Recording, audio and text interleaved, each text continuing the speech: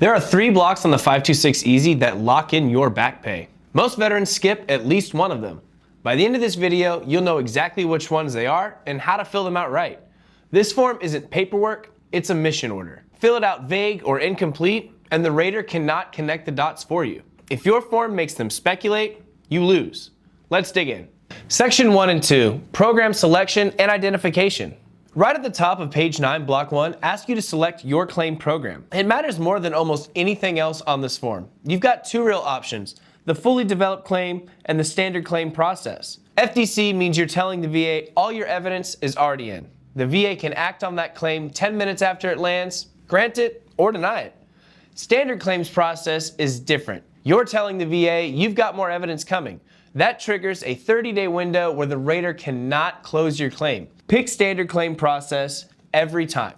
Now blocks 2 through 12, this is your identification section. Block 2 is your full legal name. Block 3 is your social security number. Use it on every page. Block 4 asks whether you've ever filed a claim before. Don't skip it. Block 5 is your VA file number, if you have one. Block 6 is your date of birth. Block 7 is your service number or your DoD ID number. Block 8 is only for BDD claims, and this is your anticipated release date from service. Block 9 is your telephone number. It says it's optional, but I highly recommend you give them your telephone number because they can get in contact with you much easier and quicker. Block 10 is your current mailing address.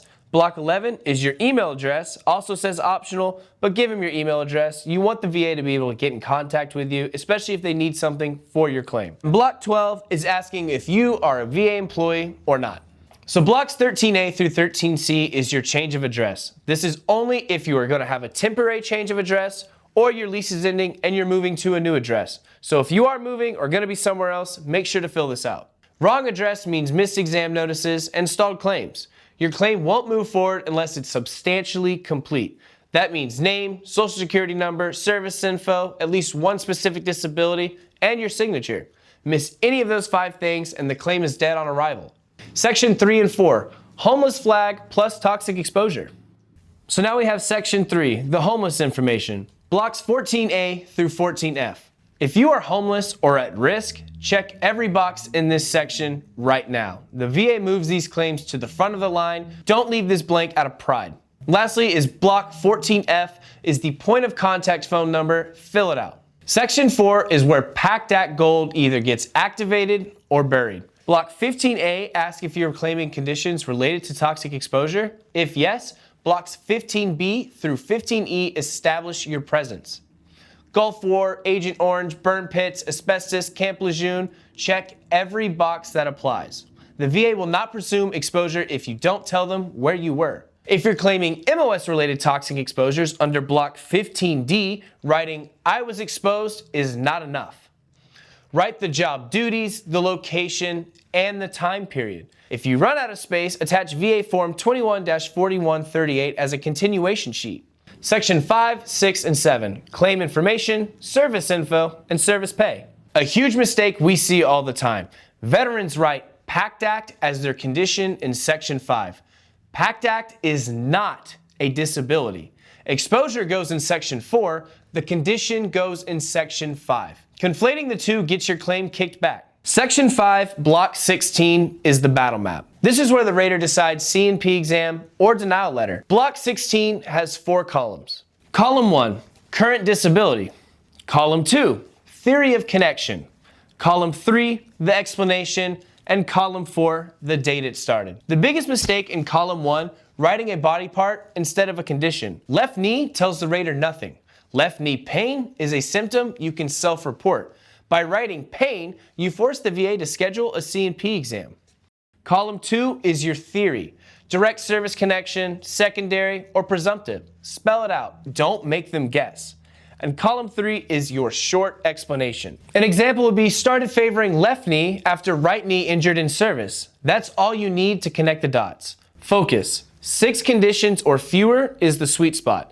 Don't bury the rater in 40 unsupported claims. Block 17 is where you list treatment facilities. If you list a private provider, you must attach VA Form 21-4142 and 4142A. Without those, the VA can't get your records, delaying you at least 30 days. Section 6, blocks 18 through 23 is your service information. Branch, dates, and combat zone service. Fill out every field. Section 7, blocks 24 through 28 covers retirement, separation, and severance pay. Disclose it here. The VA will recoup this money whether you disclose it or not. Hiding it just creates an overpayment debt later. Blocks 27 through 28, separation pay and training pay. Block 27A asks about lump sum, separation, or severance. Fill out the date, branch, and the amount in blocks 27B through 27D. Block 28 covers the training pay waiver. If you receive training pay and want to keep it, you can waive VA compensation for those days, but usually the math favors keeping the non-taxable VA compensation. If you skip these blocks, you risk an overpayment notice that freezes your checks. Section 8, 9, and signature block, direct deposit plus certification. Section 8, blocks 29 through 32 is direct deposit. Fill out the account and routing numbers completely. If you leave this blank, the VA has no way to pay you. Section 9, block 33A, is where claims die on the last yard. You must sign this yourself. Your VSO cannot sign it for you. If you skip block 33A, your claim freezes for 30 days minimum. Date it on block 33B. Sections 10 through 12, blocks 34 through 37 cover witness and POA signatures. If you are filing your own claim, sign block 33A and you're done. Before you hit submit, run this quick check. ITF on file, block 1 set to standard claim, blocks 15A through 15E complete, block 16 showing condition, symptom, and theory, block 33A signed by you personally, and lastly, like I said earlier in the video, make sure your Social Security is at the top of each page and inserted in. Make sure to audit those 6 things right now. Most veterans skip at least one of them. That one skip is what separates a clean rating from years of back and forth. The evidence for Section 4 and 5 starts with your DD-214. We broke that document down block by block. The link is below. Watch that next. Go to vetclaims.ai to get the rating you deserve. If you like this kind of video, make sure to like and subscribe and leave a comment on what you want to see us do a video on next.